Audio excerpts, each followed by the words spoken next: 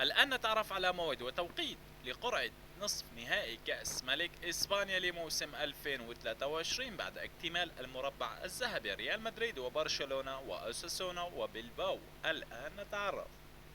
ولكن قبل أن نبدأ فضلا وليس أمرنا اشترك في القناة وفعل زر الإشعارات ليصلك كل ما هو جديد.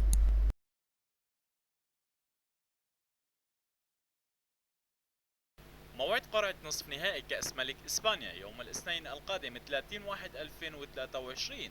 ستذاع القرعة عبر قنوات SSC سبورت الرياضية القنوات السعودية، وستنطلق بداية القرعة في تمام الساعة 13 بتوقيت مكة المكرمة وبتوقيت العراق وسوريا وبتوقيت مصر في تمام الساعة 2 ظهرا.